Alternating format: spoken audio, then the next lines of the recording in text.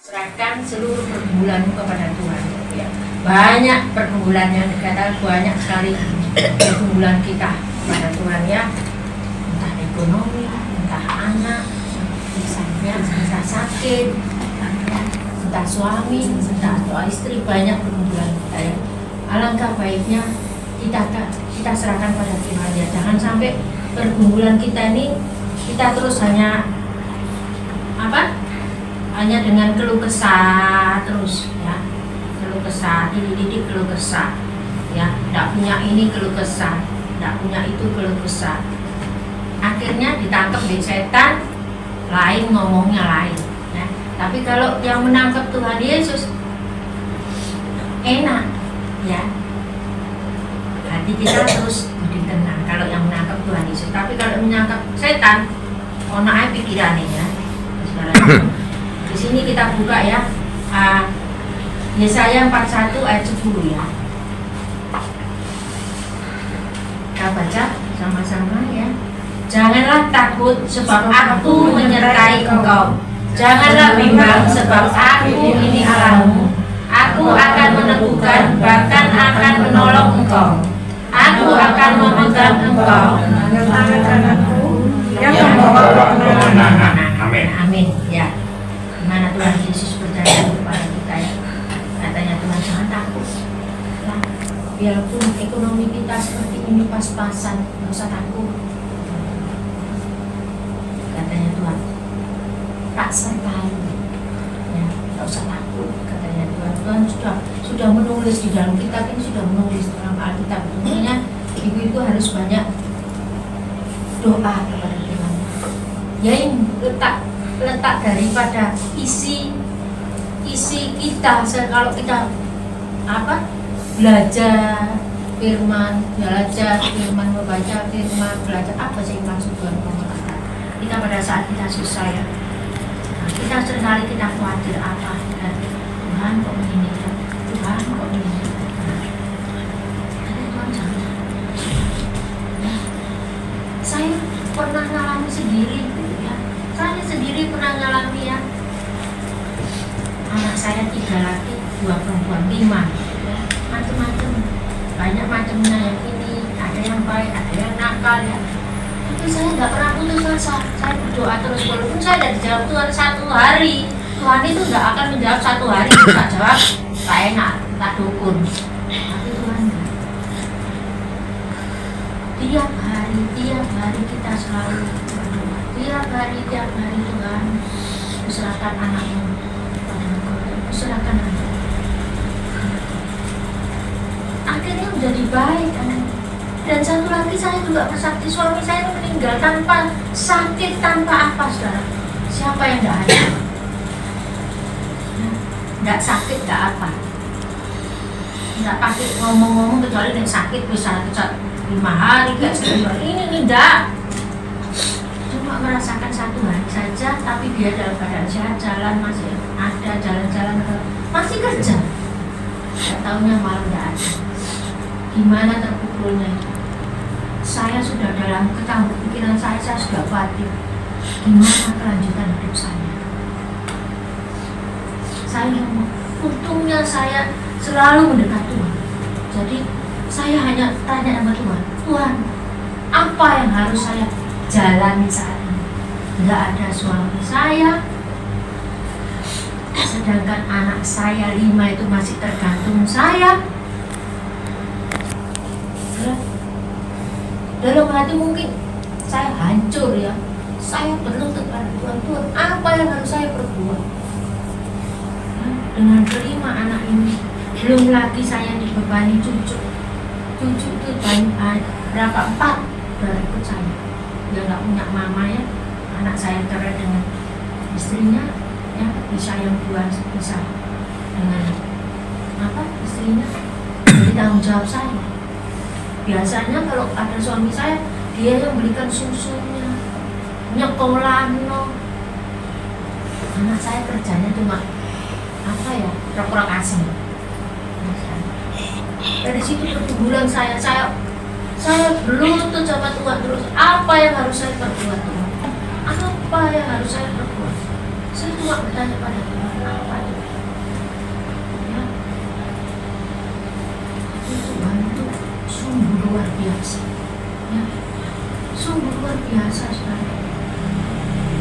Gak mungkin yang kita minta itu apa, kita minta pada bapak kita, minta uang, maksud kita dikasihi satu, nggak mungkin ya. Pasti diberi. Saya sudah sampai saya berkecamuk, saya berdoa, Tuhan, aku ini harus bagaimana, sedangkan harus bayar listrik itu 1 bulan 1 juta saja ya. Bagaimana Tuhan saya, belum yang dan banyak dannya ya sekalian, banyak dannya. Saya nangis sama Tuhan, saya nangis sama Tuhan. Sekarang saya enggak ngomong sama anak saya, enggak saya, karena suami saya dulu pernah pesan jangan sampai minta anak. Kalau orang Batak itu pantang minta anak kan. Dan suami saya orang Batak ya, pantang minta anak ya. Saya enggak, saya minta sama Tuhan. Tuhan, bagaimana saya harus memenuhi rumah tangga saya ini yang begitu banyak sekali pengeluarannya ya. Saya minta, saya enggak mau, saya minta sama Tuhan. Saya percaya, saya minta apa sama Tuhan, enggak mungkin saya dikasih yang tidak baik ya.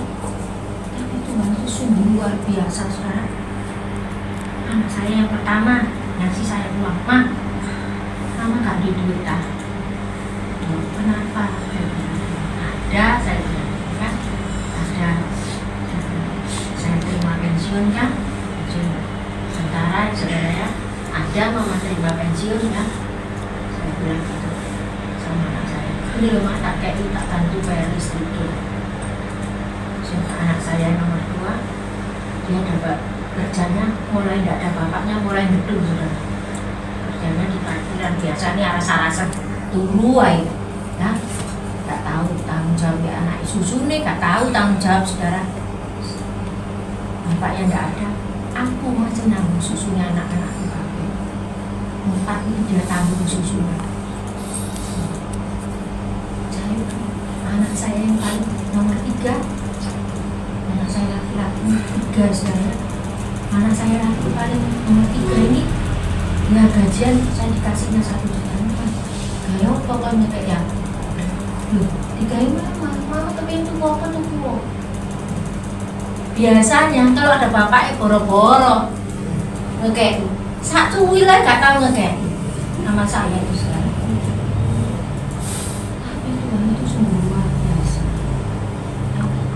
sungguh luar biasa. Kita baca lagi ya, Lukas 11 ayat 9 sampai 13.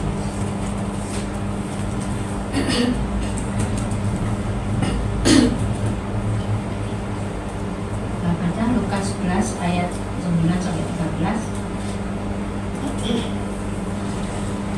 ya. Oleh karena itu aku berkata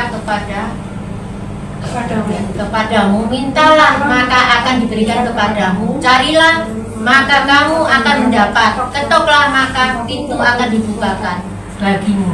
Karena setiap orang yang meminta menerima, dan setiap orang yang mencari mendapat, dan setiap orang yang mengetok baginya pintu dibukakan.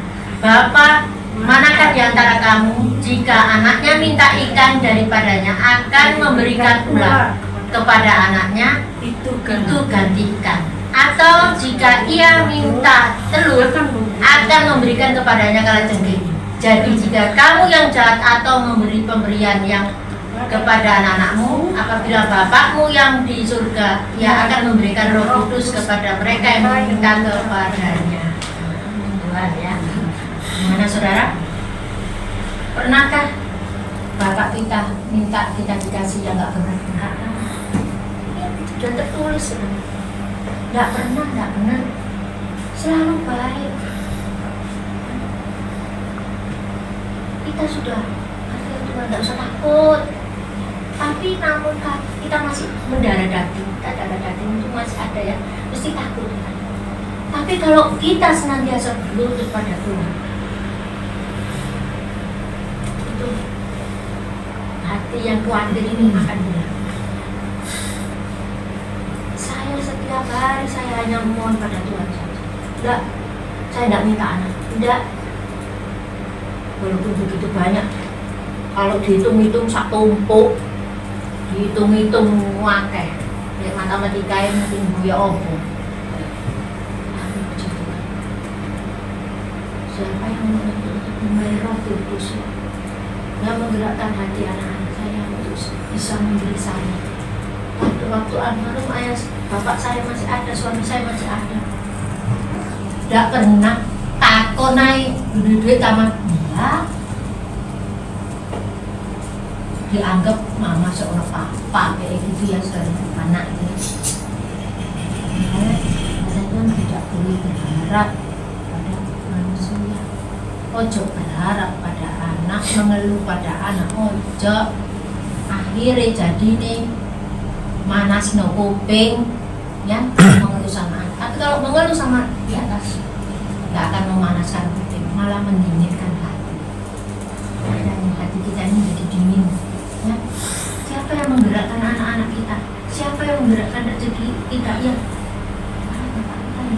nggak usah bingung, nggak usah bingung. Saudara, yang berat apalagi sekarang ini berat sekali. LPG kaono di apa dikurang-kurang singking. Saya dicari biji keliling-keliling, kalau saya itu terus pikir Tuhan boleh nanti masak agak masak kayak gitu.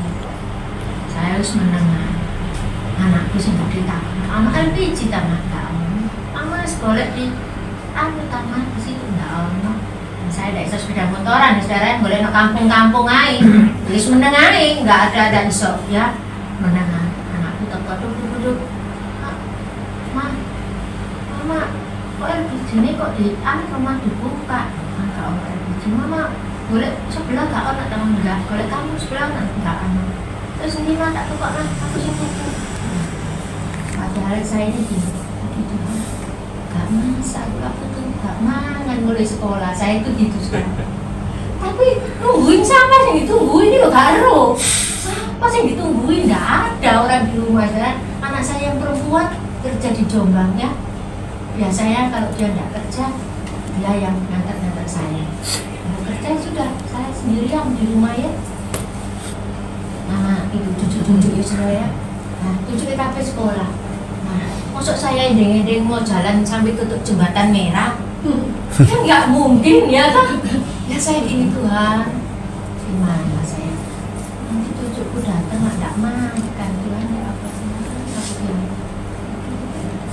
Ambil HP, baca Alkitab wis daripada sumpah ya saudara, baca Alkitab. Terus duduk-duduk anak saya itu datang lagi, anak saya pertama. Oma kok, omongnya apa Oma? Kenapa Oma gak apa-apa? Saya bilang gitu. Gak mana sama gak ada duit tak? Oh no. Terus mah, LPG ini teh. Ya wis, kalau gak ono tanah gak ono, ya wis tak tukok mah. Ini di tutup jembatan merah itu di apa itu pom bensin itu di situ gawe KTP apa sing penting ono ae saya itu gitu. Nah baru saya masuk Tuhan terima kasih nek seandainya anakku udah datang sampai jam 2 lah ya sakno kudu buka mana tidur itu loh Tuhan ya yang enggak kita pikirkan ya, yang enggak kita pikirkan Tuhan selalu mengadakan. Tapi dengan suatu syarat, dengan ada syaratnya. Ojo pas ya kita hanya doa, ya doa, tidak hanya doa saja. Kita baca Matius ayat 6 ya. Matius.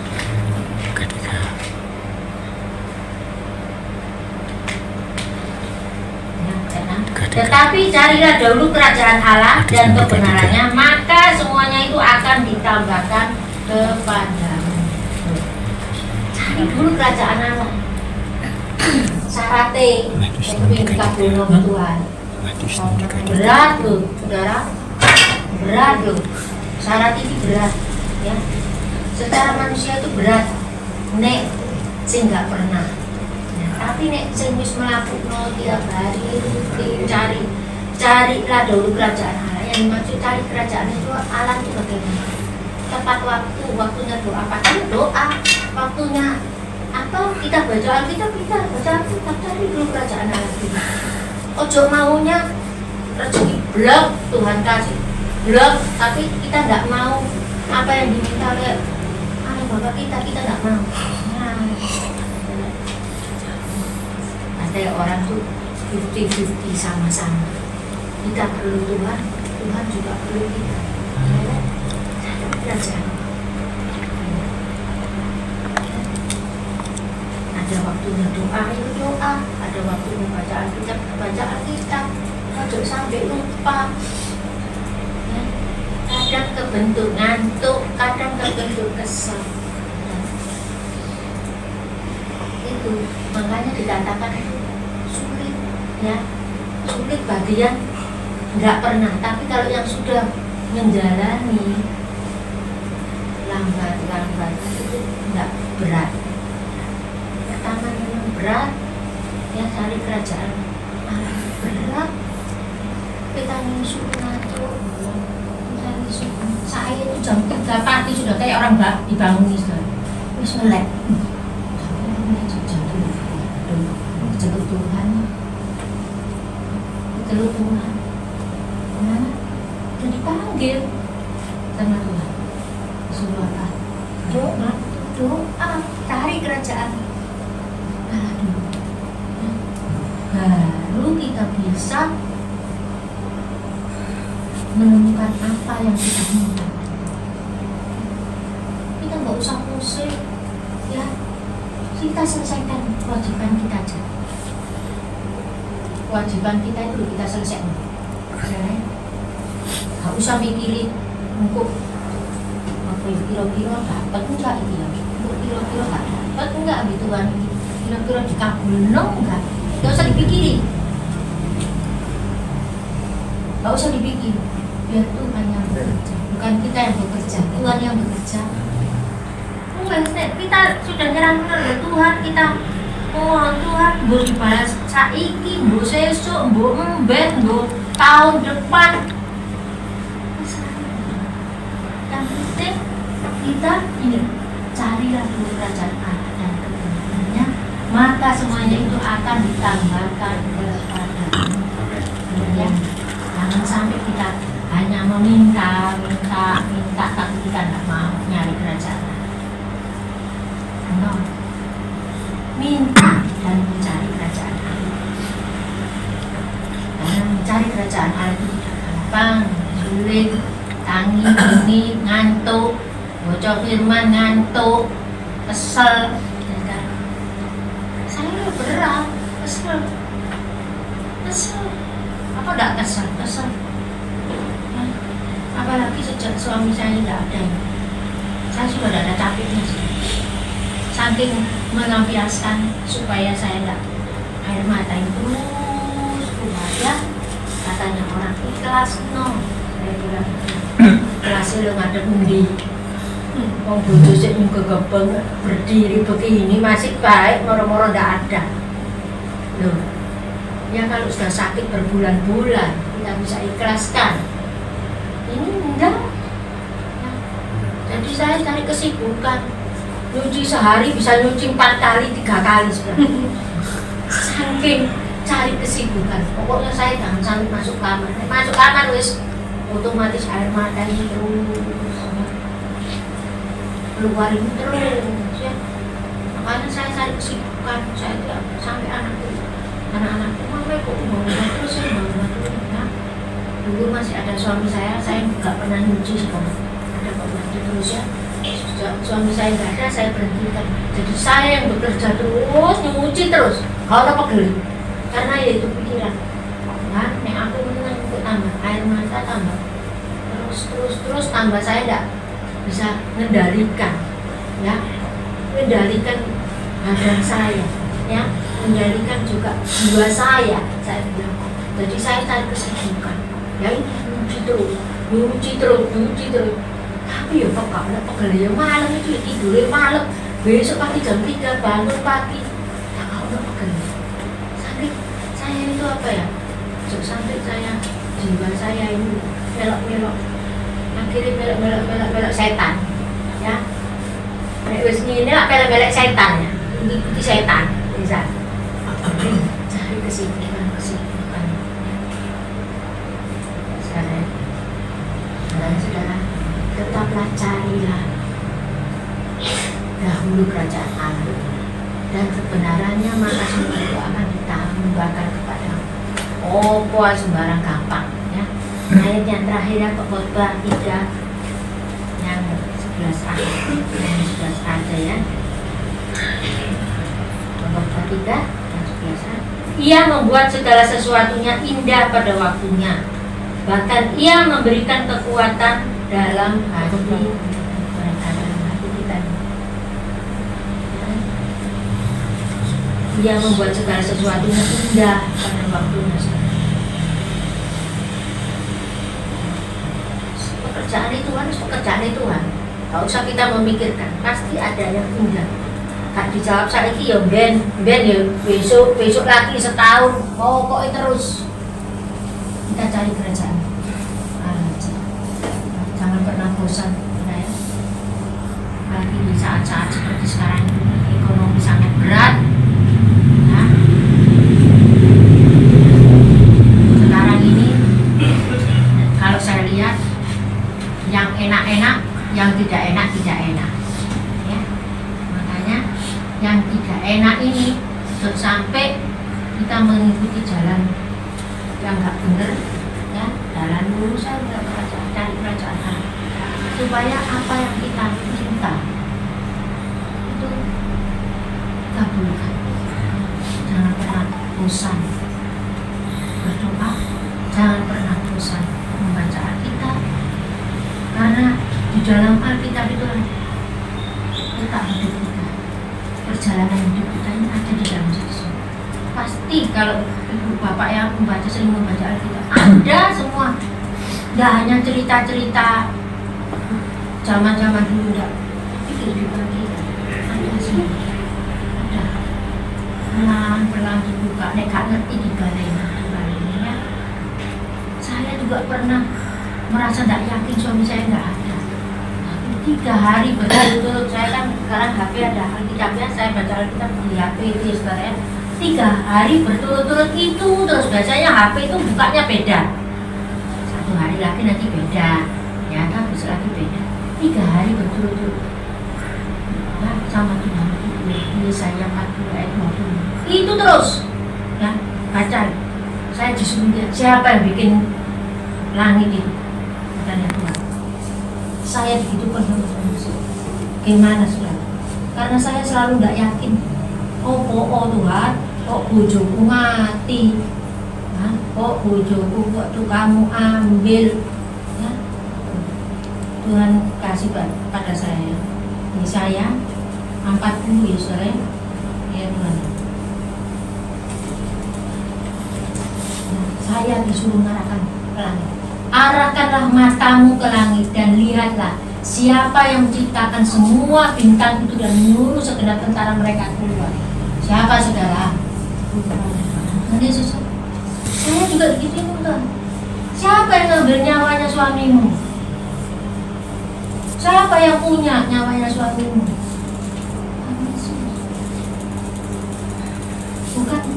Bukan saya. Saya 3 hari betul-betul gembira saya. Saya minta ampun, ampuni saya. Saya selalu bilang kenapa dari suami saya. Kenapa? Tapi Tuhan katakan, arahkan matamu ke langit dan lihat siapa yang menciptakan semua bintang itu dan menyuruh segenap tentara mereka. Siapa? Kalau tidak Tuhan Yesus. Sama aja dengan nyawa suami saya. Siapa yang punya? Bukan saya.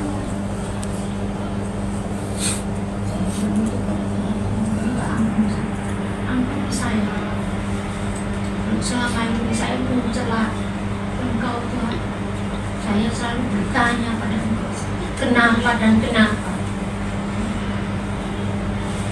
Rupanya Tuhan memberi jawaban ini pada saya. Bahwa saya harus bisa, bukan merupakan 100% tidak. Tuhan ya.